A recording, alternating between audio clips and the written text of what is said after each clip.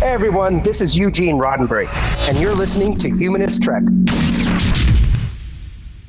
I now feel very comfortable because I'm doing it my way. I am not Gene Roddenberry.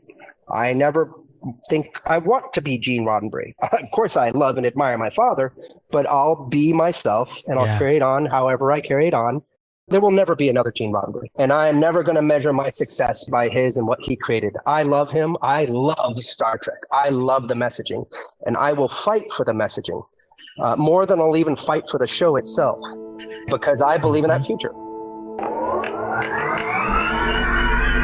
Perhaps I could use this as an excuse to go to those far-off planets with little polka-dotted people if necessary, and be able to talk about love, war, nature, God, sex, all those things that go to make up the excitement of the human condition. I'm Captain James Kirk. Spock. Your move, Captain. Jim Kirk of the Enterprise.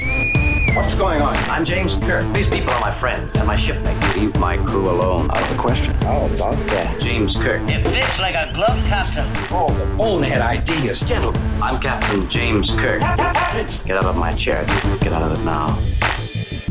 My greetings and felicitations, Captain. So good of you and your officers to drop in. Absolutely. Hey, everybody. Welcome smashing. to Humanist Trek. It's a Star Trek podcast about the humanism in Star Trek. I'm Sarah Ray. And I'm Allie Ashmead. And I'm Becca Ray. Well, if Becca's here at the top of the show, you know that means it's gift-giving time. What are you trying to say? That you come into the show and it's time to do gifts. Oh, okay. Yeah. I didn't bring gifts. Becca's going to join us, actually, for the entire recap show here. She's probably just going to tune us out at some point, though. Oh, I'm sure. Well, it's my turn to give you guys gifts, and I'm a little late. I bought you guys some T-shirts from the cruise, which happened, I think, like a month ago.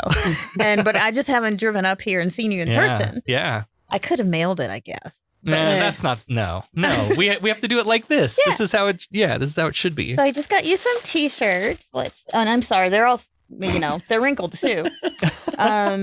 Guys, she just pulled a ball of cloth out of a plastic bag. It's hilarious. I love you. I love you. And then so these are Star Trek themed T-shirts, and I got one for Becca, one for Sarah. Thank you so much. Right. All right, mine is the Starfleet communicator badge circa Voyager, and it says Star Trek The Cruise 6, and it's a pride flag. Oh, that's cute. Isn't it adorable? I love it so much. Thanks, Allie. Oh, anytime. Well, mine is Yours is a little bit more humorous. very interesting. Okay. You should play that game they play on Jimmy Kimmel. You should try to figure out if I'm lying or not. It's Captain Kirk Uh-huh. in a Hawaiian shirt holding what looks like maybe a drink. Okay. Let's see. I I love it. Okay, That's so it. the thing he's holding is called a Horgon, love it. A Horgon. which is mixing series, Oh. but we'll get there. Oh, it's from I'm pretty Quark sure Bar? that is the Horgon. That's what it looked like to me, like a. No, it's a next gen. Oh, The is- Horgon okay. is a next gen thing. Well, because I don't know, because he's like wearing a tiki thing. It kind of looks like a. Yeah, he's on Risa. Oh, okay. that's the fun planet Mhm. with the women. Pleasure and Planet, the, yeah. Pleasure Planet. Yeah. Cool. Well, thanks, Allie. You're Yeah, the thank best. you, Allie. It was Love my it. pleasure. And I wish you guys could have been there with me. But honestly, when I got back, I had to take I was sick. Mhm. Granted, everyone got sick. And then two, I just did not want to be around people. It was too Yeah. much, Yeah. Yeah, you're like overstimulated. Yeah. And Yeah, I was like, I get it. Well, we were at the American Atheist Convention last weekend, but we can't tell you about it because it hasn't happened yet. The Podcast magic. Yeah, the magic of podcasting. So we'll talk about that. I'm sure it was interesting. in a couple weeks. You'll get to hear all about that in a couple weeks. I'm not going, but I cannot wait to hear about it. Yeah. Well, we're just going to sort of take a look back at the past season and reflect on the last 30 episodes. I can't believe it's been this. We're wrapping up the first season. I know. Wow. It seems like it went by very fast. And then sometimes And then not sometimes so fast. dragging. Yeah. Yeah. Let's start with so we set out to do this thing to talk about the humanism in Star Trek, Mhm. right? Just the gene. And I think we're going to have some guests on the show at some point here that maybe even today that will that will maybe be able to clarify this for me, because I think I have an article, I could just go read it, but I think Gene's humanism came between the original series and the Next Generation, or in those it was evolving. And maybe, yeah. Or he may not have called it humanism, but like, yes, those are values that I believe in or whatever. But so I feel like Next Gen is more of more true to that idea of Gene wanting to put humanist values in Star Trek. I feel like that was a Next Gen thing. So it's interesting to sort of look back at the original series and see where some of those things, beginnings. Yeah. It was basically the beginnings of we're it. starting. And and we have to remember the time as well. So regardless of what he might have felt or believed or not believed, he still had to put that out to the world who probably wasn't ready to hear a lot of the stuff. But so how do you feel after the first 30 episodes? It was fun. It was incredibly fun. And it just like solidified in my mind some of the quirky things about Star Trek that's just really cool, that only like people who really are fans would know. Just the things that McCoy says, or the things that Spock says, or the way that an episode goes. Oh, we know kind of know what's going to happen. It's predictable because we know Star Trek. It's just, I don't know. It was just really cool getting to know it again from the beginning. Yeah. I think for me, it was such a different rewatch because I do binges from time to time and like go back and I'll watch all of them. But when you've got something in mind, or when you're watching it for this purpose, and not just for entertainment, 100%, you notice things that you didn't notice before, and you think about things even deeper than you might have thought the first time when you noticed that theme. But now I'm like really taking a moment to stop and go, let me think about that theme and how that fits into humanism and how that fits into the world we're in today, and like how does that reflect humanity? Yeah. What a good answer. That's a good answer. Oh, thanks. I just liked poking fun at all the costumes and the monsters and, all the other quirky things too. Yeah. So we have some topics that we put together that we want to kind of go through and talk about. Some of our favorite things, some of our least favorite things that we noticed. Let's start with times where the science was shit. Yeah, the science was indeed not sound.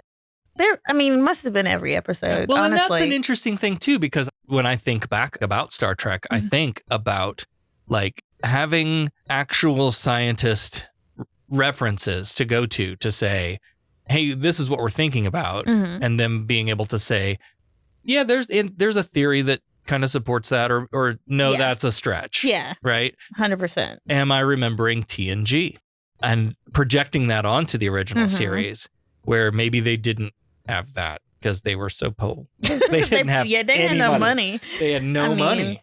Yeah. So they're kind of winging it. All right. So what are some times that you loved, that you remembered when the science was shit? Oh my goodness. There's a couple. And maybe mine might be the same as yours. One of them is in the alternative factor. Yeah. Okay. The whole universe winking out. What the fuck is that? No. Yeah. And we talked about that. I mean, this was an easy one because it's such a recent episode. Yes. But also, like, they said Lazarus was a time traveler, but also that he was like traveling between dimensions. Yeah. Make up which one was it? Yeah. And then also, okay, if the universe winked out, as they say, which meant that it ceased to exist for a split second. Yeah. Spock, how were you able to like record that? I mean, because he had some kind of how are you device able to survive that? Yeah, how do you know? Like and the whole winking out, that's not really a technical term. No. I mean, so yeah. What about yours? Another one I had was in Miri. They rolled up to that planet and said it's an identical like replica copy of Earth. And Now, okay, what are the odds of that happening? Very, very unlikely. Earth-like planets, sure. Yeah, humanoid. But an identical, exact replica of Earth, and then we never hear about it again. Yeah. Right? You would have gone back to Starfleet Command and been like, holy shit, you won't believe what we found! Yeah. And then we could, like, if it's going to be exact, we could, like, go in, because, you know, us humans, we're going to, like, fuck with it and change it so that their history or their future is different from ours. So, weird. Yeah. Yeah, that didn't make any sense. Another one that I had was the spores on this side of paradise, and where they're spitting the confetti flower. Confetti, and suddenly that makes you act crazy or whatever. Yeah. But then that one where Captain Kirk was standing right there. He didn't get... Yeah, like there was no logic to when the spore shot its load. Right. I'm like... And then to come out of it to make you get angry. Yeah. Just get angry. That doesn't make any sense. All right, our next one then is times when Captain Kirk was dead ass wrong. Just making some uncharacteristic decisions or bad decisions, like who we think of as the captain of the Enterprise. Yeah. And then, so just recently we had an episode where Kirk makes the decision to genocide this whole species of pancake monster. But then they go to the Guardian planet and they go back in time and have to stop McCoy from fucking up the timeline. Right. And then they just fly off and leave this time traveling portal on this planet for anybody to roll up and find and fuck up whatever they want. Right. So dumb. So there's no like consistency in the kinds of decisions that this captain makes. He's just fucking winging it. This is the manager that fakes it till they make it. Yep. They don't know what they're doing for sure, but I'm just going to wing it and hope I get there. So what if we genocide a few people, planets or whatever? Sort of another one, which I thought was Devil in the Dark, when they were down on that mining planet, mining for that, what's it called? Something with a G. Yeah. Just something. Pergium. Pergium. Yeah. Sorry. Some kind of mineral that everybody uses all over the galaxy. And Kirk was basically gonna, once they determined that there was a life form on it, he was like, we're going to kill it. We got to get rid of it. We're going to kill it. And so he kind of put We just said in the intro to seek out new life. Right. And kill it. Yes. Is that what we're doing now? And that's to seek out new life and genocide it the fuck out of here. Right, because that planet has the mineral that we need that became important to us. And so that was kind of like, what? Yeah.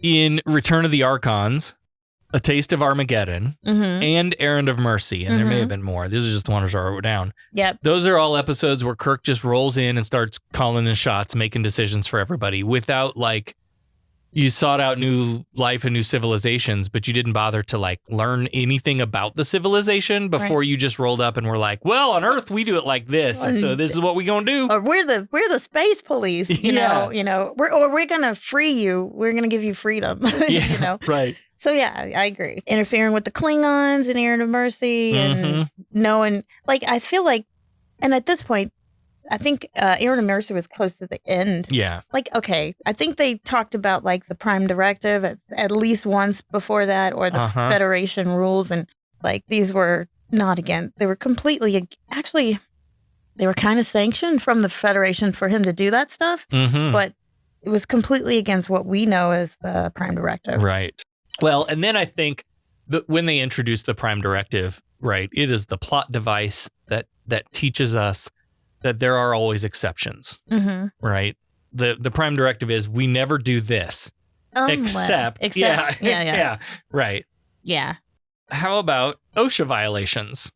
Oh my God. There were so many times when, like, I worked for the Walt Disney Company. Like, they are, you know, if there's a company that puts safety, you know, is known for putting safety first, like, Disney's one of them. And so there were so many things that I noticed of, like, oh shit, Disney would never let that fly. Yeah. As my bar for sure. to measure things against.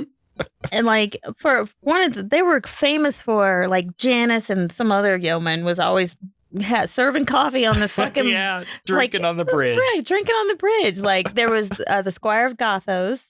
I don't think it was Janice. It was another yeoman that's serving coffee to everyone on the bridge. I'm like, no. And food. Yes, and and little green Squares. and orange Crunchy space cubes. And then Corbomite maneuver, where Janice this time was bringing hot coffee. She's like, bringing everybody hot coffee. She's like, I heated it up with a hand phaser. Yeah, that was weird. Because I forget why. They lost power or something like that. Anyway, so yeah, those are my two that stood out. For me, it was the Ecolab spray bottles. Oh, yeah. The chemical spray bottles. So we saw those in The Enemy Within, Space Seed, The Conscience of the King, and The Naked Time. And there may have been more. Yeah. They brought out these plain ass, like Dollar Tree, whatever spray bottles. Fill them in with whatever you wanted. And no labels to Just say what chemical it is and how dangerous it is and how to flush it out of your eyes or whatever. Like nothing. Don't drink. Just a bottle of stuff. And it's just sitting out. Yeah. Yeah. Another one, I don't know if this was OSHA. Well, I don't know if it was just McCoy being careless, whatever. But it was The City on the Edge of Forever where how about drinking in the sick bay? Sorry to interrupt you. No, you're right. I forgot about that. Fucking drinking in the alcohol. Yeah. Well, on the job. I'm sorry, I gotta Drinking on the defend job. him, but when your captain is this fly-by-night winging it guy, I think I would want to be drunk too. Yeah. Yeah, but it'd be an OSHA violation. It would be. I get it. Yeah. I'm not saying he wasn't wrong. I'm just saying kind of empathize. Yep. Okay, I'm sorry I interrupted you. No, Go I was ahead. going to say, in the City on the Edge of Forever, they have this super strong drug in a hypo spray. Now, I know McCoy comes to the bridge to save Sulu and only give him like a small dosage. But then somehow that should have been like secured once he gave the injection, or it shouldn't have been a way for him to accidentally dose himself with the entire dose. So he stabbed himself with a hyper spray on the bridge. And I'm just like, there's some safety things that I don't think were adhered to. I don't know. Mm-hmm.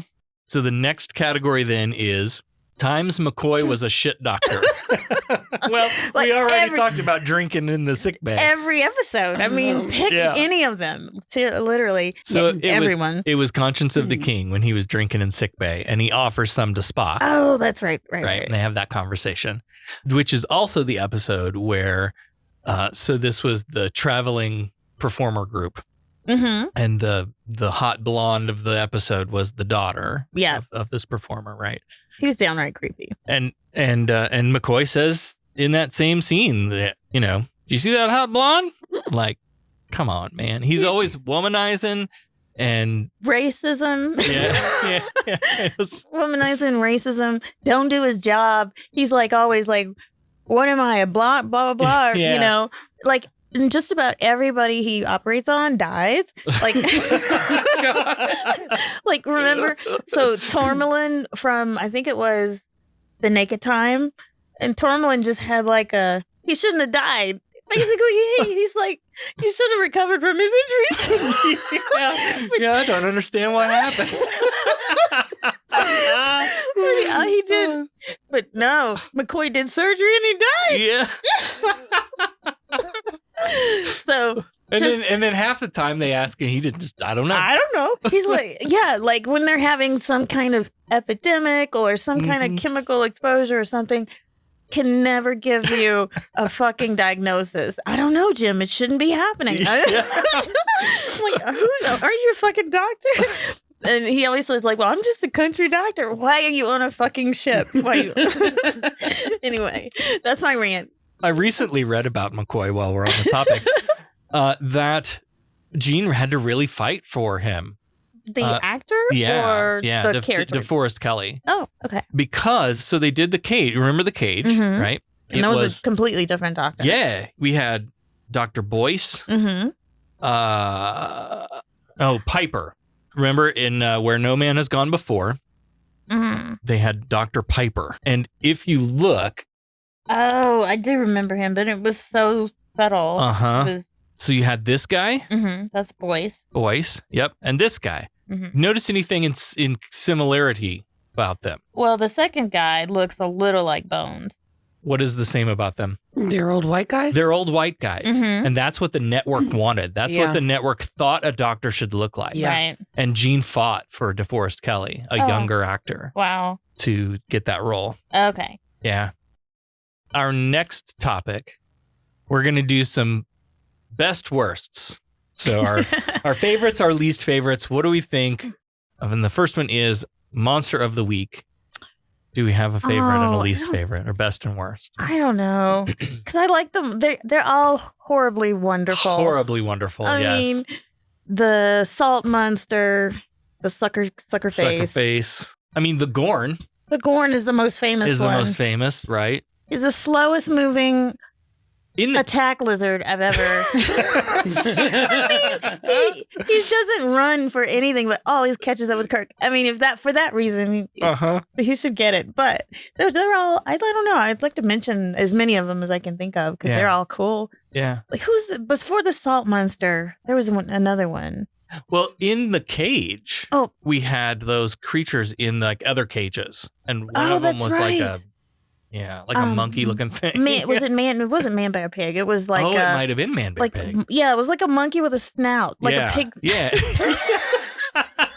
Oh. It was a monkey with a pig snout. Becca's like, Are we watching Star Trek or South Park? Well, hey, a little of both? it was a monkey with a big ape suit with a pig snout. Yeah. And then there was also There was this like a bird creature character thing. Yeah, Yeah. chicken eagle. in the cage. So those were really cool. And that was like, okay, this is what we have to look forward to. And then that was Man Bear Pig, truly the Man Bear Pig thing where they were, I forget which one it was Galileo 7 where they were stranded on the planet. Getting the spears thrown at them. Right. Yeah. Right. And then of the flying meat pork chops. Yeah. The parasitic pancakes. Of course, the Horta was. The Horta, of course, the Horta. Horta. That's another Pizza. like famous one. Toxic pizza slash. In the Corbomite maneuver, when they met, the green Baylock. Baylock. I was gonna say Bartok. Yeah, Baylock. Baylock. The green, like carnival looking, like I don't know what you call it. Even the Telosians. I didn't even think about counting head. them as because they're kind of a monster of the week. Yeah, with the pulsating heads. Yeah, the crack. What do you call it? Maybe instead of monster, you should just say alien of the week because. Well, that's what we kind of mean. We kind of mean that. Yeah. But some of these costumes look like, B movie monster of the week kind of stuff. Okay. Yeah. Okay, that makes full sense. head to toe. Yeah. It's tongue in cheek. Okay. Shore Leave, you had the bunny. the small Easter bunny from the mall. Yes, that was the creepiest one. Oh, God. The Easter bunny was from Alice in Wonderland. There really are. All of them are awesome. I don't know if I have a favorite or least favorite. They're all just wonderfully awful. I don't know that we gave a best and worst, but we listed a bunch. Yeah. Do you have a favorite? Let's say the Horta. The Horta was my favorite because I think I laughed the most about that one because I'm like, what the hell is this? It's skidding across the floor. It can go sort of up a rock. I don't know. It didn't make any sense, and it was pretty awful. So I think my favorite. This is hard. They're all awesome. They are because I want to go to the Gorn. Like that. That's where my gut goes. Yeah. But I think I'm going to go with the Salt Vampire. Oh yeah. I kind of like that. And what's her name? I forget her name. Oh, it was McCoy's lover. Yeah. Shit. Doris or something. I don't know. And my least favorite, I think, is the parasitic pancakes. Oh, yeah. That was real hokey. That was awful. That read to me as like, well, we don't have to pay any actors. Hey, somebody get some strings. That's all they gotta do. Yeah, run down to the Bass Pro Shop and get up some fishing line. Yeah, we can rig these things up. We can make them look like they're flying across. I'll agree with you there. That was awful. Yeah, it's so wonderfully awful. What about your favorite? I'm going to change the order just a little bit. Your favorite series regular character. I'm like gushing over him all the time. Spock. Yeah. Spock. He's everything, Mm-hmm. Oh my God, Spock. No, he's just, I love a logical person. It's always interesting to me when you've got these characters like Spock or Data. Mm-hmm. Like they're there to, I don't know, like Data always wants to be human or tries to understand Right. what being human means. Mm-hmm. And I love those characters because of that. They're not human, I think is why I like them so much. Right. I don't know. It's in a way like addition by subtraction. Mhm. Like because you take some humanity out of that character, then when you hold the mirror up to it, it lets you look at humanity differently than when we reflect humanity itself back Yeah. to us. Yeah. So yeah. Yeah. I think my favorite is Scotty. My favorite's always been Scotty. He's got balls, I will say. He's awesome. He hasn't really taken on a lot yet, right? He's still kind of not a major character, but yeah, I love me some Scotty. But the Scotty's times that great. but the times that he Mhm. doesn't like fall for McCoy's shit. Yep. Yeah, that episode where he was in command and McCoy was like, "What are we doing? Just sitting around not doing anything," like he does all the time. Yeah. Yeah. He's smart, I think, clever. Mhm. I can't remember the episode where he didn't follow orders or something. Right. Yeah, because but- we talked about like that came from an actual military experience that he had. And yeah. I'm like, Scotty is the shit. He's Yeah, not. Scotty's pretty cool. Yeah, he can fix anything. Oh, we didn't do least favorite character. Oh, We have to do least favorite character. least Okay. favorite regular character. Yeah, Okay. so least favorite regular character. Who's Do you want to yours? say it at the same time? Yep. 1, 2, 3. McCoy. Yep. Yeah. For all the things that we've already talked about. Yeah. He's a terrible doctor. He's a racist. He's Yep. sexist. A drunk. Yep. I mean, all of those. Just awful. Yeah. Yeah. And what's weird about that is like later I love McCoy as a character. Like, I come to I'm love sure him. I do too. Right? But Like, particularly when you get in the movies. right. Right. So I think that says more about like how McCoy was written Mm-hmm. than because DeVorest Kelly is great. Yeah. Right. So from the performance, I think you can only give what you get. And if this is the script Yeah. and True. that's what you get. Well, they wrote me to, To be this womanize and drink on the job. And country doctor. And, yeah, I'm going to play that for. Yeah. And I mean, I never looked that closely at him before. Nope. So this, I think, because I didn't really have this intense hatred of him before. No. But, and again, like his acting, his character was at the time completely normal, you know? So I didn't think of anything of it. I'm like, yeah, I know somebody like that. But looking at him so closely and analyzing, now I was like, okay, Yeah. he had a lot of flaws. So. Okay, now let's do minor characters.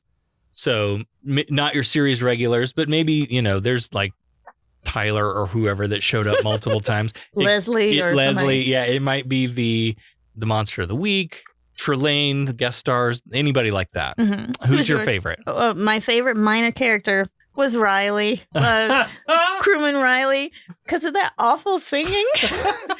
And so the naked time he was I guess he's Irish. And he's singing some Irish song, Kathleen. And I just, every time I think of Riley, I remember that stupid song. And he's been on a couple other episodes too. And I don't know. I just remember that. And it's just funny to me. That's a good one. I like that. I felt like a lot of people might say Khan As their favorite? as their favorite. Well, I do have him on my list, but it ain't that. But it ain't for my favorite. But for me, it was Mark Leonard as the Romulan Centurion when we meet the Romulans. Mm-hmm. I love Mark Leonard. Really? He comes back as Spock's daddy. Oh, that's right. And Him. Yeah. he's so good. He's so great. Cool. Yeah. All right. What about your least favorite minor character? Well, it's Khan. It's Khan. And again, everybody kind of had this like reverence for the character Khan. Yeah. But as I watched it, and I'm, again, we're looking at it a little closer, and I hated him. Mhm. He was arrogant. He was a sexual abuser. And that was the part I think I had the most problem with was the sexual assault Right. in the show. Right. So I think that kind of made me feel that way about him. Yeah. So narcissist, dangerous, manipulative. No, that's Right. No. And it makes me wonder, like, if those feelings, whether conscious or not, made us hate him to the point where he was the right villain to bring back in the movies. Mm-hmm. Probably. Yeah. My least favorite minor character, and I no. For comedy, it's my favorite character. Really? But for like the character, Charlie X. No, what's right? Fuck Charlie X. That's mine. Oh, That's mine. I'm sitting here thinking he was my least favorite. Mine too, actually. And how could I forget? No, you're right. That episode bothered me for days. It's It was. Gosh, it's got to be a toss up. And I forgot about Charlie. It was so long. But you're right, 100%. I agree with you on all the things for all those reasons too. Yeah. So yeah, it's got to both be. crap. They're shit. And one is a potential like school shooter type thing, and then Khan is like a potential number 45. I mean, So I mean, they're both like super dangerous. Yeah. Yeah. I forgot about it. Man, how did I forget about Charlie? All right, and finally we have McCoyisms and Spockisms. Man, I couldn't find them all. I know there's a ton. There's so many. So let's start with McCoy. In The Conscience of the King, McCoy says to Spock, "Lots of things go on around here that I don't know, Spock."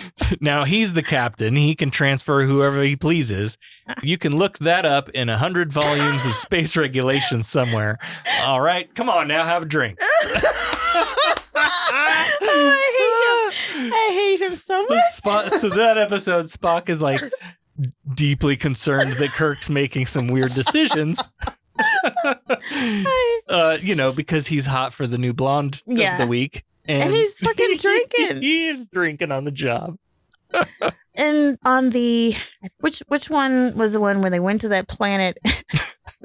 Oh, it was the spores. It was the This Side of Paradise. This Side of Paradise. Yeah. When isn't it funny when he got hit with the spores, he became like a super southern drunk kind of thing. Yeah. And he was like, remember, he kept saying, y'all want some mint julep? Yep, Jimmy boy. Yeah. No. Oh my God. That was a McCoyism. Because he always does say Jim boy sometimes. But he was really southern and making it, southerning it up and saying Jimmy boy. And, yes. Oh my God. On the alternative factor, when Kirk is like, "Where's Lazarus?" and McCoy's like, I don't know. This is a big ship and I'm just a country doctor. Yeah. I hate him. I hate that guy. Anytime somebody asks me do you know where so-and-so is? I always say, it's not my turn to watch them. Oh my gosh, that's a good one. I'm going to have to use it. Mm-hmm. And then the last one, he always does stuff like this anyway. I'm not a blank. I'm the doctor. A City on the Edge of Forever. I think McCoy was talking with Joan Collins, aka Joan Collins, and she asked him if he wanted to meet her friend, who she was talking about, Kirk, because they had similar talking of the future. Yeah. And McCoy wasn't. He's like, do you want to talk to my friend who talks just like you? And he's like, no, I'm a surgeon. I'm not a psychiatrist. I don't even know what the fuck that meant, but yeah, he was always saying, I'm not this. I'm a doctor. I'm not a bricklayer. I think that was on the Horta. Okay, I'm done. My crossover one is in Miri. So this is, so much of it is the Spock McCoy back and forth. And so oftentimes you'll get both in one. And in Miri, they were talking about like what's causing this condition. And McCoy says, I don't know, probably and why it's not affecting Spock. Right. And he says, I don't know, probably the little bugs or whatever they are have no appetite for green blood. And Spock says, being a red-blooded human obviously has its disadvantages. Yep. He was always saying, he's always saying something about his green blood. And fashion. Mm-hmm. Yeah. Their pointed ears. Yeah. So we're on to Spock now. Nothing comes to mind. I mean, I know there's stuff. It's always about, oh, don't insult me like that. Anytime they say, oh, we're showing your human side, and Spock would be like, don't insult me like that. That's the only, he's done that on several occasions. How dare you? Yeah. Yeah. Oh, there's another McCoy one that I thought of in Dagger of the Mind. Mm-hmm. He talks about he says a cage is a cage, Jim. And he's talking about, we had a whole conversation about like putting people in prisons, right? And so the issue here was with this rehabilitation center, you know, like even if a prison is really nice, right, it's still a prison. Yeah. And I really liked that line. A cage is still a cage. Yeah. One thing we should talk about is there is no Starfleet Academy Cadet Challenge question this week because we're doing them about the episodes. So we should take this moment to talk about where we stand in the Starfleet Academy Cadet Challenge. I assume you're loitering around here to learn what efficiency rating I plan to give your cadets. Trainees, to the briefing room. Is that all you gotta say? What about my performance? Aren't you dead? I don't believe this was a fair test of my command abilities. There was no way to win. There's no correct resolution. It's a test of character. Now, what is that supposed to mean? I am understandably curious. May I ask you a question? Who's been holding up the damn elevator? After 30 episodes, we are at you have 20 points. Yay! And I have 23.5 points. Okay. Because she's a cheating whore. That's not true. I've not cheated at all. No, you're just really lucky guesser. Lately, especially. I think that's where your strong point is. Yeah. You just, I don't know. That's okay. Intuition. I'll catch up in the second. Yeah. I'll catch up in the second season. There was a particular question that really like made me so mad because which one was it? That Bechdel test? Propensity to guess ahead of time. That Bechdel test one where the women was it that glue her fingers together one? Which one was it? So it was. This is why it pissed me off because Allie said the name. Oh, I remember that. And then she second guessed herself or her sister. And then you said, "Okay, fine, I'll take Joan and you take Jackie." And I'm like, "The fuck, you're guessing?" And no. And I'm like, no, I know it's Joan because I'm pretty sure it was Joan. I was like, I almost fucked you out of a point there. I know. Yeah. I'm like, no, I know my college I sisters. had no idea. I don't know who they are. I don't know anything about these people. Exactly. You don't know who Joan and Jackie like, and she was ready to get the point for that, even though she never would have come up with it. I know. How that is so unfair. And I'm sitting there and I'm thinking, I am not giving her a point for this. I don't even care how this lands. She's yeah, that's a complete accident. Oh. Yeah. So, yeah, it was kind of fun. Any other outstanding moments from Starfleet Academy Cadet Challenge history? I just really enjoy it when I know that you're not going to get the answer. I really like that's stumping. Kind of evil. It is evil. Yeah. But I like being stumped though. It's like kind of cool. It makes me feel like, all right, I did good this week. All right. You know? Thank you for all the research because that shit, that's not not easy. No. Yeah. I had to phone a few in, but you know. Yeah. Our free points. Your free points. Yeah. I need those. Yeah, there were some weeks where I was like, I can't find anything on this episode that isn't like interesting or there were opportunities to just be generic. Right. But I'm like, that's stupid. I'm not gonna no. Right. But there were a couple of times where I was like, I don't like this question at all, but we'll just see what happens. Yeah. All right. Well, we hope that you've enjoyed our look back at the last 30 episodes. If you have fun answers that we missed and want to let us know, definitely shoot us an email or post it on social media or whatever. Yeah, 100%. I would love to hear what listeners think, like their favorite episode or their favorite McCoyism or something. I'm sure there's stuff we missed. Yeah. So what we're going to do now is we're going to take a brief break. We'll be right back with a very special guest interview. I'm so excited. I can't wait. Boy, I'm sure glad that's over with. I'm happy the affair is over. Me too. A most annoying, emotional episode. Yeah, but I learned something today. When dreams become more important than reality, you give up travel, building, creating. One jealous god, if all this makes a god. By sparing your helpless enemy, who surely would have destroyed you, you demonstrated the advanced trait of mercy. Frankly, I was rather dismayed by your use of the term half-breed. You must admit, it is an unsophisticated expression. I don't think there's a word for how excited we are today to be joined by a very special guest on First Contact Day, no less. Oh my gosh. Happy First Contact Day. Happy First Contact Day to you. He's carrying on the legacy of the great bird of the galaxy, Gene Roddenberry's son, Rod Roddenberry. Rod is the CEO of Roddenberry Entertainment, which just keeps delivering more Trek for us to feast on. And through the Roddenberry Foundation, he brings Gene's vision of a better tomorrow closer and closer to reality. Emmy-nominated EP, Rod Roddenberry, welcome aboard Humanist Trek, and thank you so much for joining us today. Hey, I'm so glad you guys have me. Yes. Happy First Contact Day. Happy First Absolutely. Contact Day. Yeah. Can I ask you a weird question right off the bat? And we may use this, we may not. I prefer weird questions. Cool. So we reached out to you and said, hey, we do this podcast. Would you like to come on and chat with us? What made you say yes?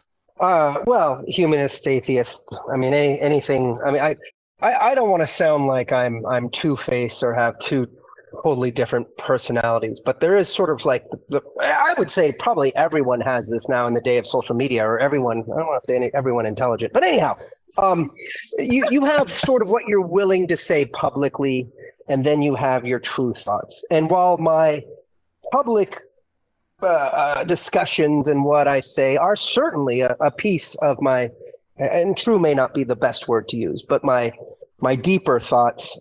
I when it comes to being atheist, humanist, let's just say it, not believing in God, those are my true feelings. And the fact that there's a group out there, and I'm sure there's many people out there who wants to discuss this in a way. I welcome that. I'm excited. I wouldn't call myself a card carrying whatever atheist humanist.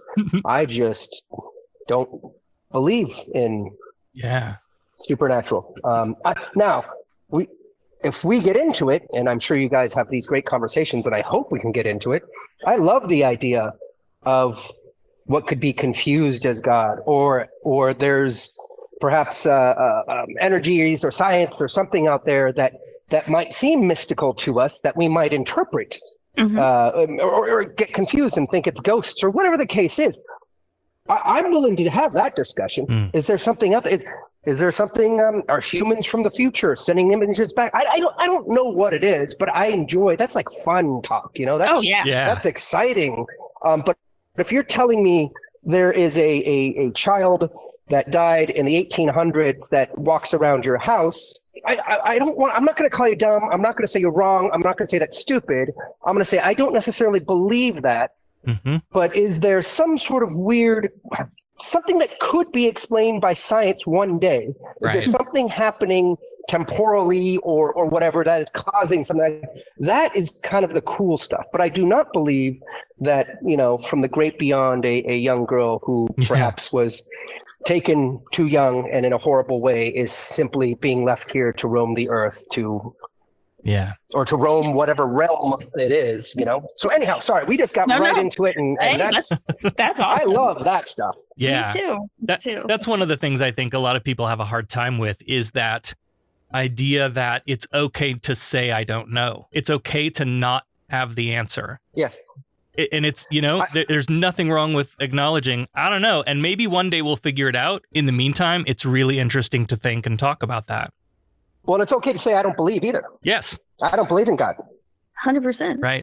I don't even believe in any version of God. If there is a super powerful being out there, it's an alien who came here and was insecure enough to try to make us worship him or her or it.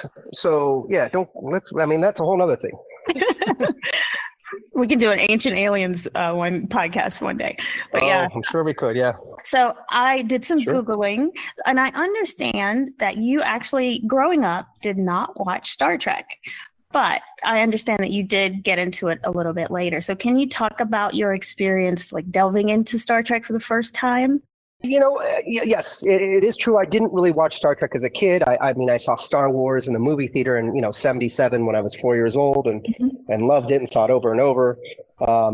I remember my father took my first grade. Was it first grade or primary? Whatever. I think we were in first grade. Took my entire elementary school to see the motion picture when it came out, I think in 79.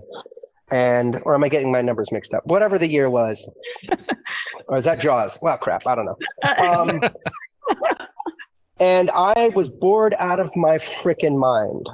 You know, I did, there's people who grow up and they have sort of maybe an intellect, they've got a young intellect and they're able to be curious about science fiction and see these kinds of movies like 2001 and at a young age really kind of grasp them. I will openly say that I was just a typical dumb little kid who wanted to watch laser fights and action and explosions. And so I did not watch, nor was I into Star Trek at a young age. I didn't get into it until I'd say right around the age of 13, 14, right around Next Generation.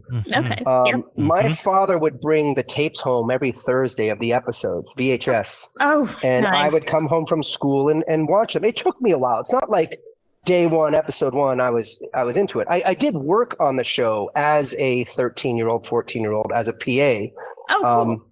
Super cool. But, you know, as a kid, didn't really appreciate or grasp the magnitude of what I was doing, even though it was just delivering scripts and coffee. So it took a little while, but, you know, I watched it and I was like, oh, you know, I kind of like this. There is a different kind of show besides Knight Rider. It doesn't have to be just good guys, bad guys. There is complexity. So I slowly, I'd say over the next 15, 20 years, started to get Star Trek from that moment. And it probably took me about that long to have it fully register. Well, that's an exaggeration. I did get it. It's just that as you get older and mature and continue to watch Star Trek, you can go back and watch shows again and then see it in a whole new way because of how you might mature over time. 100%. Literally what we're doing. We're doing right now. That's exactly what we're doing right now. Yeah. So we do that for our podcast, Mission Log. Nice. And we went back and doing rewatch The Next Generation, which I hadn't seen in, I don't know, it was 10, 15, whatever years. And again, it was almost an entire, I'm exaggerating, but it was a very different show because there were more mature topic matters that I finally understood. Sure. I think as ages go, I think you're between Allie and I. I won't tell you which direction we go. I think you're 1 year off. Oh, are they just a year? I'm 40. I'm 49. I was born in 74. Yep, I'm 1 year older. Yeah, we're all around the same era. So we kind of talked a little bit about that in the beginning too, where I think our love of Star Trek mine specifically came directly from Next Gen because that was the series that was on when I was, growing up. There's just so much about being able to connect with that. I didn't understand it then either. And it's so much fun now to go back and rewatch it and be like, oh my God, that's what we were talking about. I had no idea I was watching a fun show in space. Yep, me too. I started watching the old TOS reruns in the 70s, but I was like less than 10 years old. So I don't think I knew what I was watching. And the reason I watched it was because of my mother and Nichelle Nichols was on there. And that's why she watched it. So, and like you, I didn't get the magnitude of what that meant until much later. Yeah. Of having a black woman on the bridge. But yeah. Yeah, I certainly didn't get that until much later. It's interesting that you say that. I don't know if I'm going to make a correlation here, but I'm not sure it's significant to anyone but me. Go for it. Well, I wasn't brought up with religion. I didn't go to church. My high school had every Thursday we had to go to chapel, but it was just our time to goof around. But I wasn't brought up going to church or believing in anything beyond, I don't want to say beyond reality, but anything like that. I really do not mean to make it sound like, but I guess I will, that I was brought up. I mean, I was oblivious, so many of us live in our bubbles today, but as a kid, I grew up in an affluent neighborhood. My elementary school had a couple, one or two black kids in it, and my high school had a few more, but I wasn't aware. Right. I didn't Christianity. So I didn't Christianity. I was like, what the hell's Jewish? I didn't even understand what that was. and so I've been brought up oblivious to these things. I'm 49 now. I would like to consider myself far less oblivious today, but it's just an interesting thing, kind of being brought up without knowing what's going on in the world, which is maybe a blessing and a curse. I don't know. Yeah. Yeah, I think it's a little bit of both. Yeah, for sure.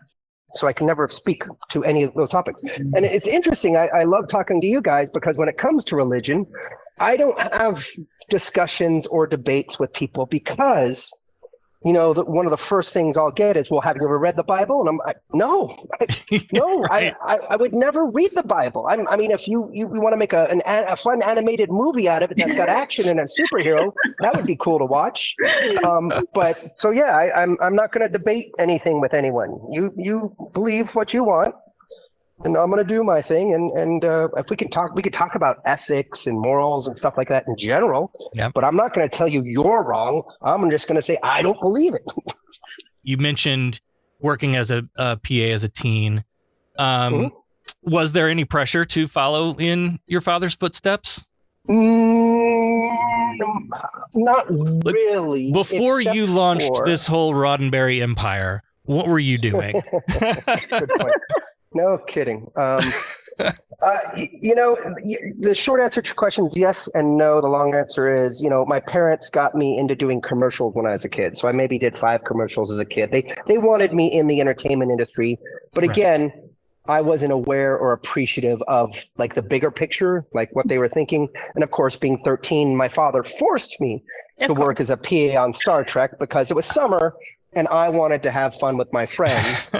So I never felt directly the pressure of needing to go into the industry. The only time I ever really felt pressure was pretty much sort of years after my father passed away. And I was sort of like, well, what the hell am I going to do with my life? What do I want to do with my life? And I started to really kind of learn what the Star Trek stuff was about. And here's the difference. My father worked on a show called Star Trek, and I don't want to sound like I was completely oblivious, but I'd gone to conventions. People revered it. People loved it. I had seen some of it. I thought, it's interesting, but I didn't get it. And it was when people started coming up to me, telling me stories of how Star Trek changed their lives, whether they were in an abusive relationship, whether they were belittled in any way, whether they were told they could never do anything, whatever the situation was in their life. And I don't mean to minimize it by just making it a soundbite, but there are so many incredible and terrible and wonderful stories out there. I was like, holy shit, Star Trek did this? Wait a second, And so it was this process of me meeting people and learning how Star Trek affected them and inspired them and gave them hope for the future. That made me go like, oh, wow, hold on. This thing my father does is a whole lot bigger than just a TV show. Yeah. And that's the holy shit moment. That's the, wait, do I have to carry this out? Wait, I don't know if I can do this. Yeah. So yes, the long answer is, as I got older, as I understood more about what Star Trek was, being far beyond just a TV show, then the pressure came on. Then the immensity of what this legacy was hit me. Yeah. And I keep saying the short and the long answer, and I'm not doing either. Very well. I now feel very comfortable because I'm doing it my way. I am not Gene Roddenberry. I never think I want to be Gene Roddenberry. Of course, I love and admire my father, but I'll be myself and I'll carry it on however I carry it on. There will never be another Gene Roddenberry. And I am never going to measure my success by his and what he created. I love him. I love Star Trek. I love the messaging. And I will fight for the messaging more than I'll even fight for the show itself, because I believe in that future. Yeah. You talk about sort of the weight that your father carries in the universe. And I think of Gene Roddenberry as a sort of Walt Disney kind of character. And I'm in that I mean in the creative visionary person, but also in a figure that people tend to kind of worship a little bit. And I know fair. I'm sure you see this stuff all the time where you'll do something in New Trek and fans, some fans are all, Gene would be rolling in his grave about XYZ, whatever. And okay, but did you know the guy? Come on, shut up. I worked at Disney for 10 years and I heard that same thing about Walt from guests and the people that I worked with, and everybody seemed to think they knew. Yeah. So what I think the more interesting question is, not how would your father feel about what Trek is doing today? it's how would your father feel about the current state of the world today? Ugh. And what do you think his message would be for us?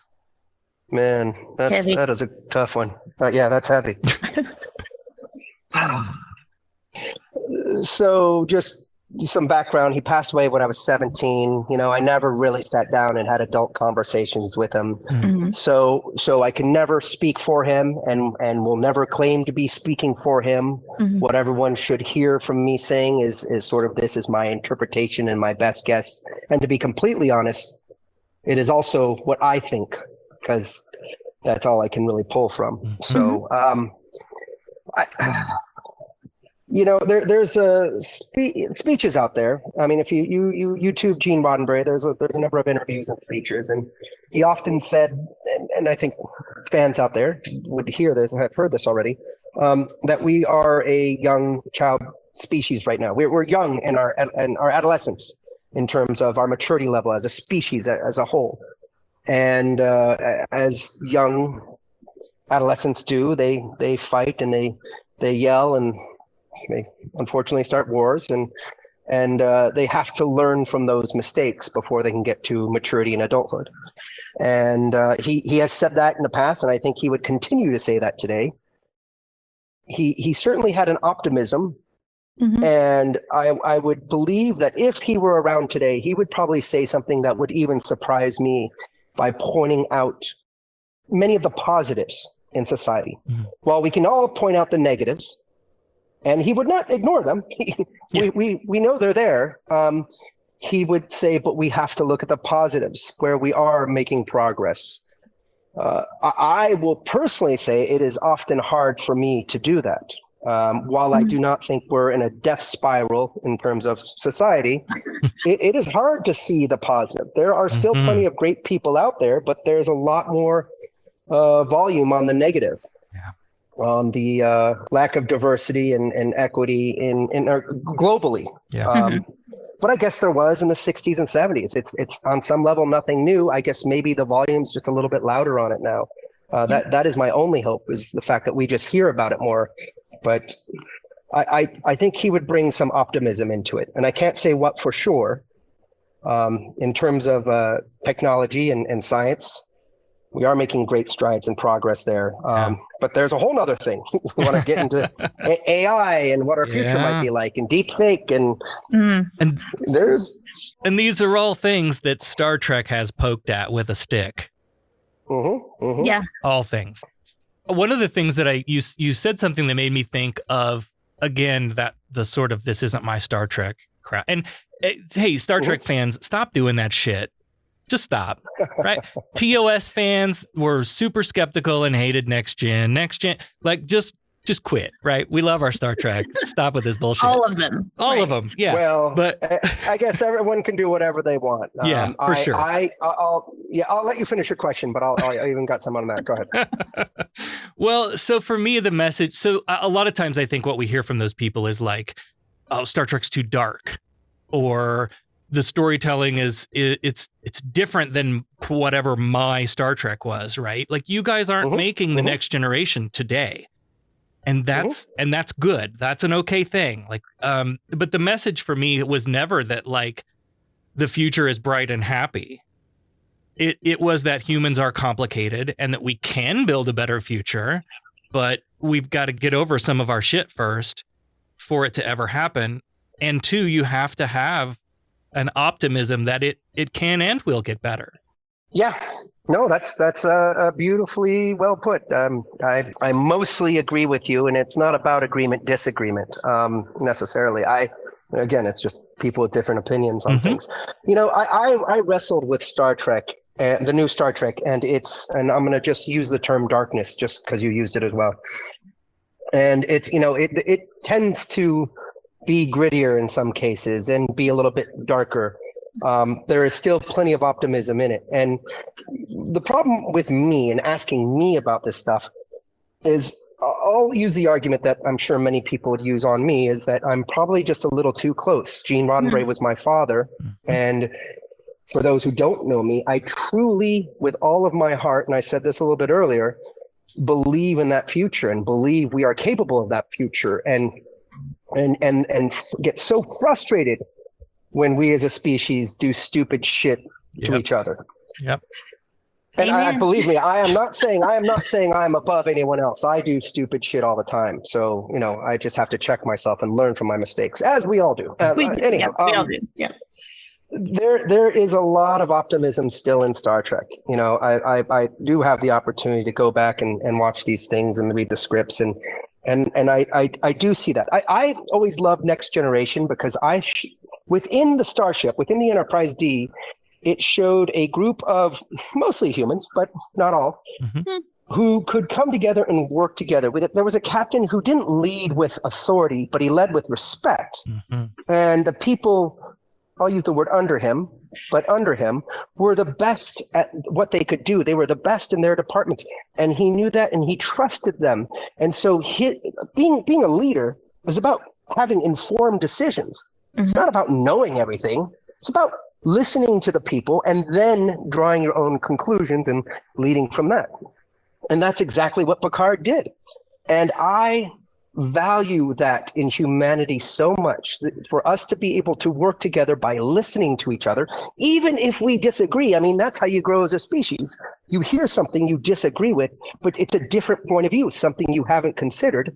And even if you don't agree with it, there might be a little piece of it that helps you evolve your own ideology or your own philosophy on that topic. Like, I used to think of it this way, but I heard something kind of batshit crazy, pardon my language. But you know what? There's a little piece of that makes me wonder. I wonder if my idea is just a little bit off and could use a little rejiggering a bit. And that's how I think we grow.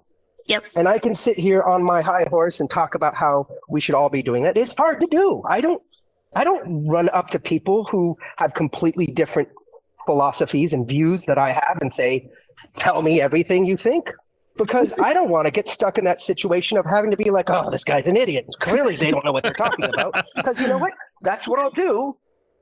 But then later on, hopefully I'll say, oh, you know what? A little bit of that sunk in, So anyhow, sorry. I go on tangents, and so you'll have to reel me back every now and then. We love tangents. Our whole show is just tangents. It's a big tangent. Well, I apologize to any audience members who don't like tangents. Well, if they're still with us at this point, they don't mind. They like tangents. Yeah. Okay. All right. Star Trek's always been a story about exploration, and we've talked on the show before about how science fiction, when it's done right, and which Star Trek has done it really well, the true exploration is the human condition, social issues, morality questions, under the guise of exploring space. What do you think has been the most significant theme that's been tackled by the franchise? That is a great question. The most There's so many because there really are, because I want to say one, but I'm having a problem saying, oh, that was in this episode. I'm going to mostly answer your question, and it has to do with what we were just talking about. And I want to say that I've seen a good amount of it in Discovery, which is different points of view, like conflict resolution.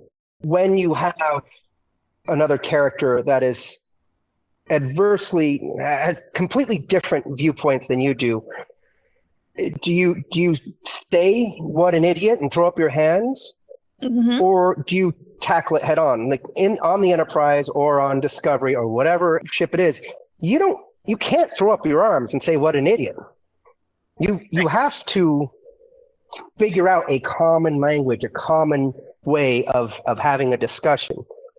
And so many of us in today's society, myself included, throw up our hands and say, what an idiot, turn off the channel, whatever, leave whatever the situation is, or get angry and just start yelling because we get emotional about it. We don't have the skill set. Many of us don't have the skill set to say something like, and again, I'm not saying this is the right way to do it. Oh, wow, I hear what you're saying. I never even considered that point of view for before. I totally see it this other way, but I think what you're saying is very interesting.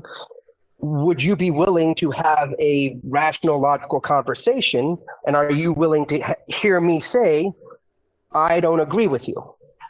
Yeah. Mm-hmm. But then have a discussion about it. Again, this is me preaching because it's hard as hell to do, but I like it when you have that in episodes. Same. I think people today have a hard time articulating how they feel about a certain thing. They just think, I just feel this way. This is, but then it is also emotional because they feel offended if you don't agree. So those two things are a couple of the things that keep people from talking. Yeah.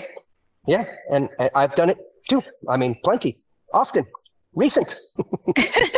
In fact, I could think of things that are probably on TV right now that might be in the political realm that I might just say some terrible things about and turn off the TV. And then take a moment and be like, there's got to be a different way to understand this. When I think about like the humanism, the values that were woven into these stories, like equality and diversity and empathy, and while that was true for the original Trek, the network did kind of have a stranglehold on just how much Gene was allowed to go with that. You're in a position now to sort of take this universe to places that your father may have only dreamed of, but wasn't allowed to create. I mean, spoiler alert, you have trans and non-binary characters playing major roles in these current stories. And thank you for that. Like we so often hear with people of color and Nichelle Nichols, that seeing myself in a Star Trek episode it's so meaningful. And I think it's great that you've been able to go into those places that the series maybe hadn't before.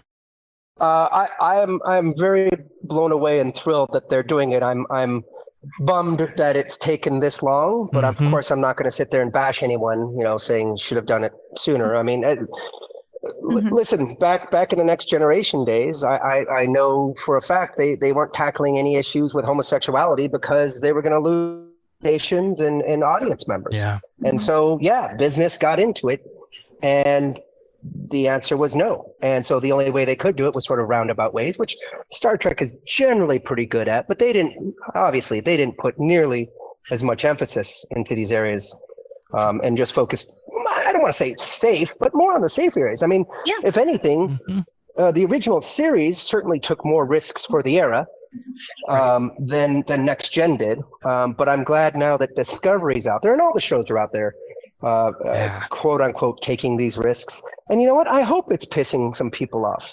Me too. I understand. Good trouble. Well, listen, it is good trouble. And I'm going to use the trigger word woke, this wokeness and whatever that means to you. Listen, I have two different feelings on it.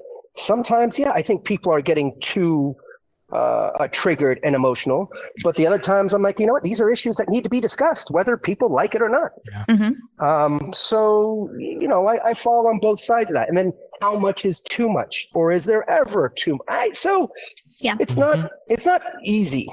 The only easy thing to do is to, I think, take a point of view and stand by it and share it and just expect the criticism and feedback. And that's fine. Yeah.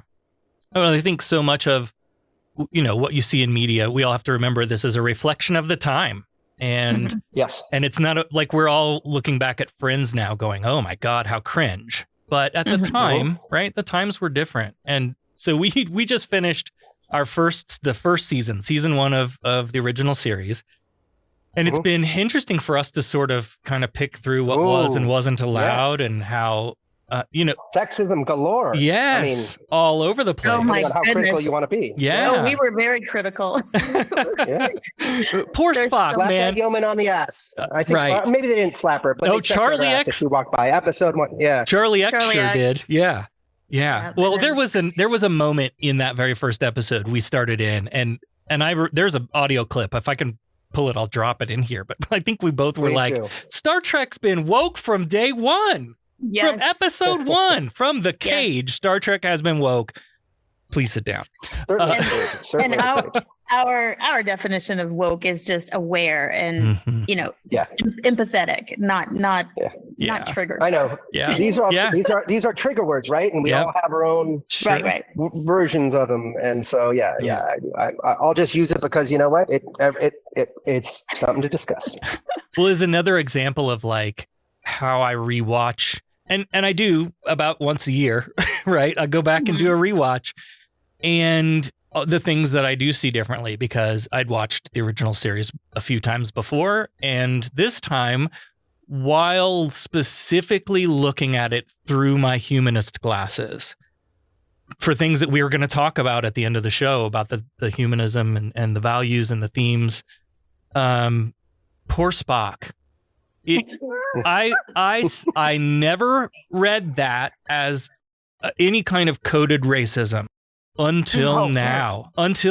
And now as an I'm adult. so lost on what you're saying. Wait, what are you saying? Where's the So the way that Kirk and McCoy treat Spock, and they do it in this kind of like a playful, we're friends, joking around kind of way. But I had an experience when I worked at Disney with a black guy that I worked with who I would say some really racist shit to. And at the time, I thought I was just joking around with a friend, you know.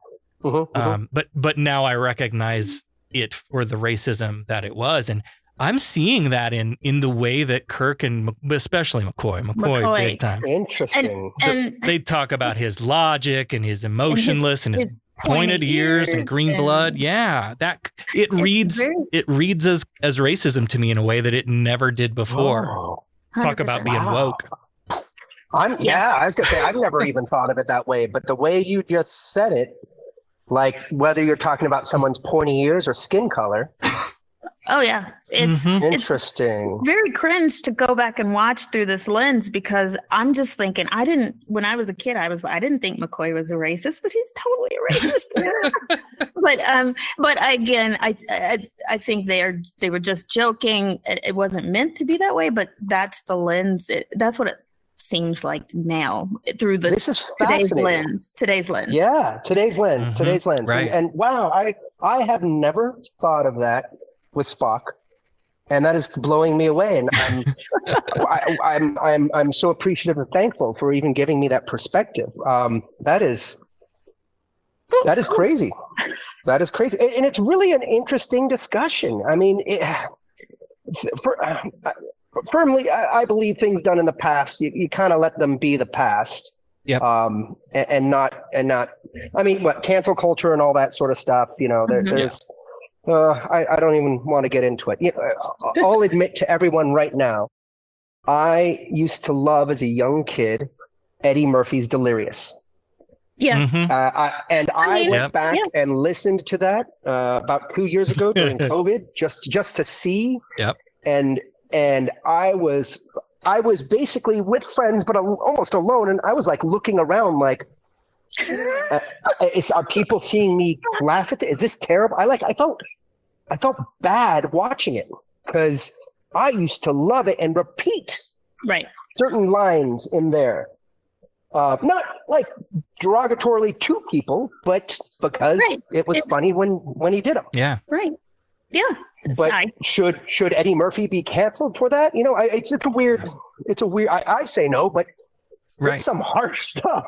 Yeah, it was the time. It was okay at that time. And is it weird? Because is it okay? And I'm sorry to interrupt you. That's the discussion, right? Is it maybe not hard, right? Maybe not okay was not the right word, but maybe it was just accepted.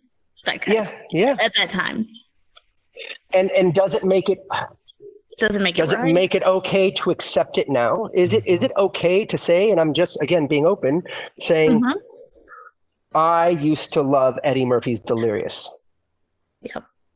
Not my first go-to humor time right now, but I can remember just thinking it was great. Should I be canceled for liking that? No, I kind of don't care if I am canceled because I'm not really a big celebrity, but that's all right. Everyone, you're welcome to cancel me right now. You are to us. Yeah, for sure. Perfect. Please cancel me. Boy, howdy, after this episode, you will be. Yeah, no kidding. No kidding. I think about I grew up on Disney movies. I loved Song of the South, and now we're taking rides out of Disney because we're going to put that one on the shelf and not talk about it anymore.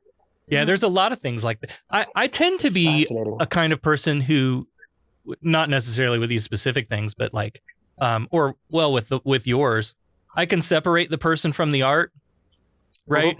If we find out that, Michael Jackson, or maybe we shouldn't, maybe he wasn't the greatest guy or whatever, right? Right. Like I can still enjoy the music, and there are people in this world who cannot. There are people who can't separate the person from the thing. But this is what's so fascinating about this. Then you get into symbology and symbolic natures of things, and statues and flags and these sorts of things. So while I'm certainly against the Confederate flag for what it stands for, or at least it's mainly understood as, right. Are we just now going to accept that as a piece of history? Like in a museum, absolutely. I think those statues, I think they should be nicely taken down and put in museums as a piece of our history. Right. But then I have the same argument against myself. Well, then should it be okay to listen to Eddie Murphy or listen to Michael Jackson? I mean, it's still the same kind of idea. Yeah. So I'm conflicted. I'm really conflicted because I think Michael Jackson's music's great. So do I. Right. But considering what he did. Yeah. There's that cloud that's hanging. Yeah, no kidding. Yeah. But the music is amazing. Yeah. And I'm glad this conversation's so light. Yeah. Well, it kind of is. Not to bring you down. No. When I think about, we were sort of talking about the things Star Trek looked at and the way you look at them differently. Yes, the way you look at them differently at different stages of your life on a rewatch. A big one, and I've talked about this a little bit, and I cannot wait until we get to Next Generation to talk about this. Oh, me too. So the episode Half a Life, where your mother walks on a Troy, falls in love with an alien, and he's about to essentially end his life. While he's still youngish and healthy, and she doesn't understand, that cultural difference, it was billed as kind of a ritual suicide in the episode. And I didn't connect this at the time, but many years later, when we started talking, it was death with dignity. When we started talking about death with dignity in sort of at least secular cultures are having these conversations, here was Star Trek again, far beyond its time, making us think about shit that just we wouldn't. We hadn't even. We hadn't even. No, not even close to that. Like, why should we live until our bodies give up to painful random diseases that ravish us? Like, why don't we go when we choose and not place the burden and expense of caring for a sick and dying elderly person on our kids? I don't want my kids to have that burden. Or that a planned death gives you a chance to say goodbye to each other. That, a lot of times we just don't get that. Memories, you may have, completely lost your mental faculties and forget who you even are. What is the morality of allowing that to happen? Of allowing an elder person to be in pain our point of view on them. Right. That's that's tough as hell. I mean, my different but related. My personal belief is, if people want to end their lives in a euthanasia in a safe way surrounded by loved ones, I mean, I think people should be able to do that. But then, were they of sound mind? Were they somehow swayed? Right. Yeah. I mean, life is complicated. Nothing is nothing is cut and dry. Yep. In the same category of great episodes that really make you, in my opinion, think and question the way you see things, how I see things, and what you would do in that situation. Strange New Worlds. Episode 6, Lift Us Where Suffering Cannot Reach. Spoiler alert for anyone who hasn't seen it, but it is a story, and I don't know if you guys have seen it. It's the one with the child that is sacrificed for basically a utopian society. Yeah.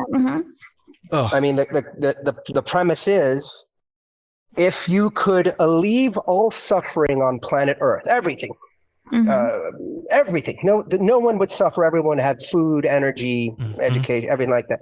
By sacrificing one child. So one child would have to spend, I don't remember how long it was, but years or their entire life basically suffering hooked up to this machine because it somehow provided the power they needed to give everyone what they needed.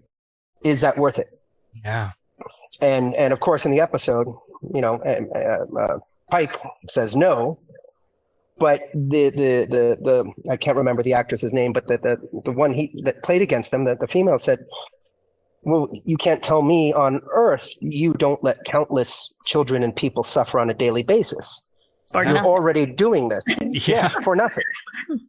And so I love Star Trek is at its best when it's presenting these questions that make you go, holy crap, I don't know which way's up, down, right, left, good, bad. I don't know how to answer this. Yeah. Anyhow, wanted to bring that. No, it's I find myself doing that exact thing when I'm watching it. I'm so into it that I'm like inside, I'm in turmoil because I'm literally putting myself in that position, and I'm just thinking, oh my God, what would I do? I don't know. What's right? What's wrong? I don't know. But I love that Star Trek is able to make me do that.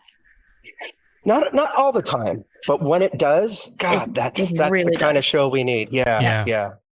We talk a lot about the big questions, and oftentimes Trek is just putting a spotlight on those problems that are existing today. And then there are those of us who are out there also trying to make those things come into reality. And that's some of the work that you do with the Roddenberry Foundation. Can you talk a little bit about some of the causes that you're passionate about and how the Roddenberry Foundation is helping to make a difference?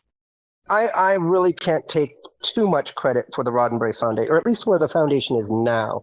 And not to sound like I have nothing to do with it. I with 4 other board members, work with a team of people, our CEO, who the whole idea behind it was to continue the Star Trek or Roddenberry philosophy. And to do that in our mind was to find organizations, individuals, institutions that were working towards that long-term advancement of our species. Since then, while we've continued to do that, we've also developed programs that find people out there in the world who are either trying to help their community, their village, their town, and who they themselves are trying to find a long-term solution for whatever their issues are. So I guess in a nutshell, that's the idea here is sort of find the people out there who have that vision of tomorrow, that Star Trek vision. Without it, they don't ever have to have seen Star Trek, or they don't even have to like Star Trek, but they still believe in that better future. So it's to find those individuals and help them out either with funding or by connecting them with people that can help them in their community. And we have a number of programs that do that, as well as a yearly prize, or not yearly, but every 2 years we have a prize. And that is usually our big thing. That is $1 million prize. This year it is 1.5, 1.2. Anyhow, it was divided over, I think, 6 winners, a grand prize winner and 5 others who are more technology based in terms of finding solutions for our species. Mm-hmm. Allie and I both do some work with a nonprofit that works in similar spaces with local community groups who are doing work around food insecurity and housing and homelessness and all the issues that they're facing. So we really get what we see the need and absolutely love that what you're doing helps lift all ships and carry on the soul, the belief of Star Trek. Oh, no, thank you. All we're doing is trying to elevate and support the people who are already doing the work. Yes. So by no means can we take any credit except for finding them and applauding what they're doing and saying, hey, everyone, check out what they're doing. Let's support them further. Yeah. That's amazing. Love it. Finally, for me, this is one of those questions people either love or hate. What is something that you wish you would get asked more that doesn't normally come up? Oh, wow. Wow. This feeling that you're having right now, that's Everyone the thing has. people either love or hate. Yeah. Either you thrive on that or you're like, oh God, get me out of here. If I have a great answer, I love it. We hit on it, and I don't want to beat a dead horse. I love, even though I took the opportunity to get into sort of atheism and humanism and religion and all this sort of stuff, I do appreciate. Well, appreciate makes it sound like I don't appreciate what you guys ask, but I do appreciate when people ask me about the Star Trek philosophy, which we have gone into already, and I do it ad nauseum already. But the IDIC philosophy, the appreciation for everything different, infinite diversity from infinite combinations. Yeah. Again, touched on it already, but to have this sort of open-mindedness to be willing to hear or consider any other point of view. I guess I like it when people challenge me on that, which I did to myself already. But if they say, well, hey, you talk about all this IDIC, you talk about appreciating different points of views, different ideas and philosophies. Why don't you go talk to a religious person, or why don't you go to a Mormon church, or why don't you? And I'm like, well, I know I said that. That doesn't mean that. Yeah, no, and I don't want to sound like such a hypocrite, but I do appreciate it when someone has the other knowledge. For example, if one of you were, and Mormon may be the worst example ever, but if one of you were Mormon and said to me, you know what, I know you said you don't believe in it, but I'd love to have coffee with you and have the kind of discussion with you and actually kind of push me out of my comfort zone to have that discussion. This isn't an invitation for everyone to send me an email and do this to me, but I think I do that because it's easy. I get comfortable with the kind of things I say and how I say them. And then it's kind of nice when someone actually makes me do what I'm saying. That's cool. I mean, I love it and I hate it, but yeah, I think. So yes. Yeah, I think that meeting of the minds and sort of putting your guard down and having open, honest conversations with people. It's not easy, but you got to put yourself.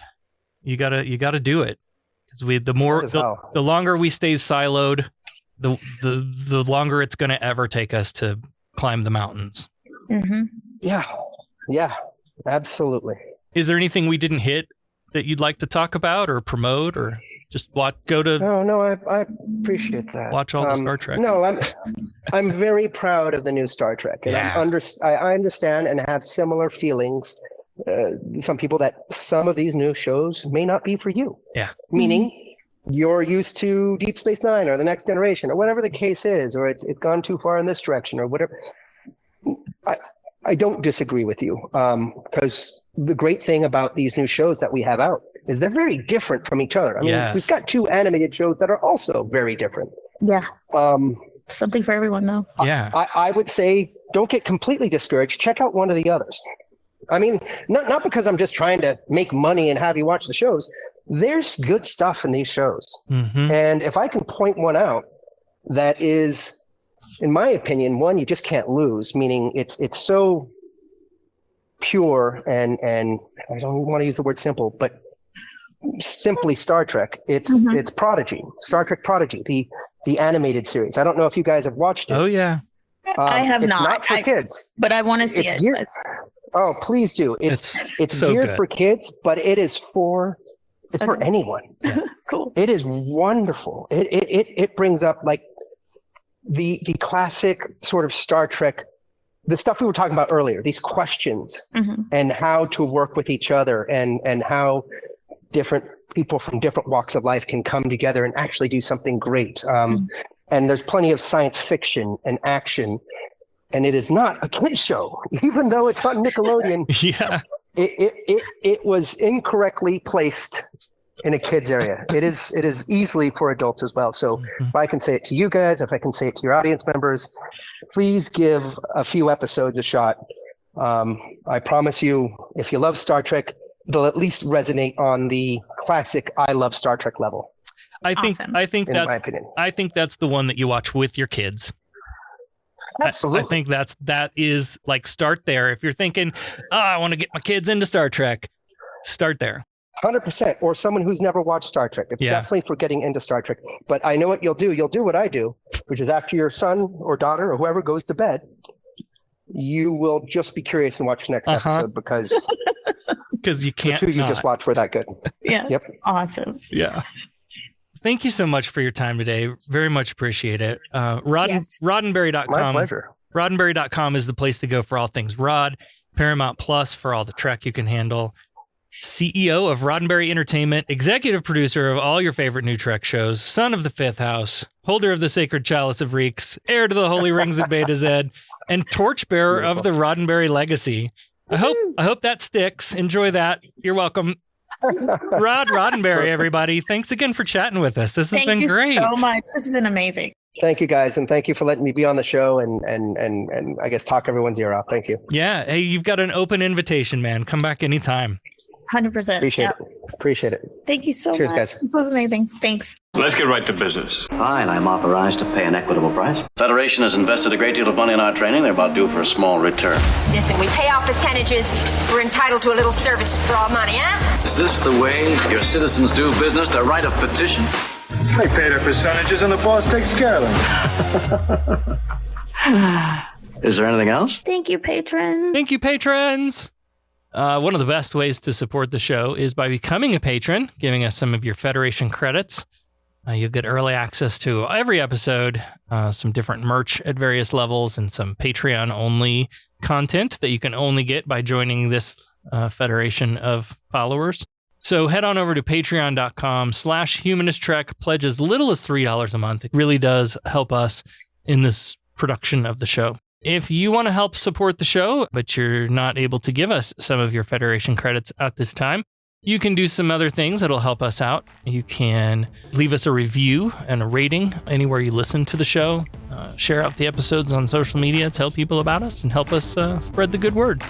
Next time on Humanist Trek, we jump to Season 2, Episode 1, A Mock Humanist Time. Trek is available With wherever Ron you Cresper. replicate your Kapla. podcast. Follow us on all the social medias at Humanist Trek. Become a patron at patreon.com/humanisttrek. Open hailing frequencies to podcast@humanisttrek.com and visit our website, humanisttrek.com. Humanist Trek is a production of Sarah Austin Media.